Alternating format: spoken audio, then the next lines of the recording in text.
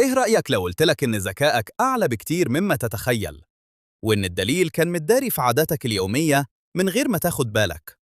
معظم الناس فاكرة إن الشخص الذكي لازم يكون واثق في نفسه دايماً وسريع وعارف كل حاجة، بس علم النفس بيقول حاجة مختلفة تماماً. علامات الذكاء الحقيقي غالباً هي نفس الحاجات اللي تعودنا نعتبرها عيوب.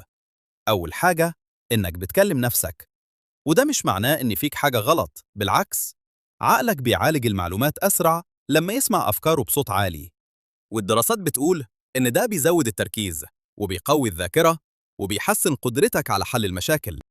تاني حاجة، إنك بتفكر زيادة في كل حاجة، بتعيد المحادثات في دماغك وبتتخيل سيناريوهات محدش غيرك فكر فيها، وده مش قلق، ده عقلك وهو بيفحص كل الاحتمالات قبل ما ياخد قرار.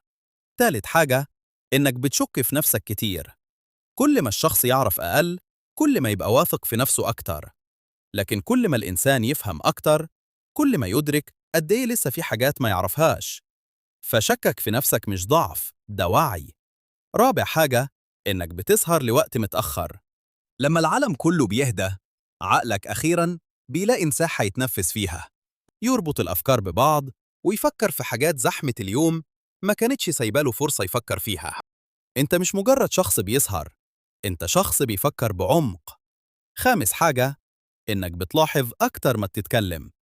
في أي قعدة أنت بتراقب الأول، بتجمع معلومات وبتقرأ الناس اللي حواليك، ولما تقرر تتكلم كلامك بيكون ليه وزن.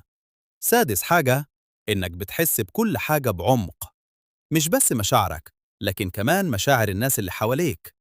بتعرف إن في حد متضايق حتى وهو بيبتسم، وده مش ضعف، ده ذكاء عاطفي. سابع حاجة، إنك بتتشتت بسهولة، وده مش معناه إن تركيزك ضعيف، لكن لأن عقلك بيلتقط كل حاجة في نفس الوقت، أصوات، تفاصيل، واحتمالات. وده مش عيب، ده عقل نشيط جدا وما بيفصلش تقريبا. الذكاء عمره ما كان إنك تبقى أعلى صوت، ولا أكتر واحد واثق، ولا أسرع واحد. أوقات أعلى معدل ذكاء في المكان بيكون للشخص اللي قاعد في هدوء، بيلاحظ كل حاجة وبيتكلم قليل وفاهم أكتر مما أي حد حواليه متخيل. ولو حسيت إن الكلام ده شبهك، فيمكن عقلك كان أقوى بكتير مما كنت متخيل. اشترك في القناة، لأن الفيديو الجاي ممكن يشرح لك حاجة عن عقلك عمرك ما عرفت توصفها بالكلام.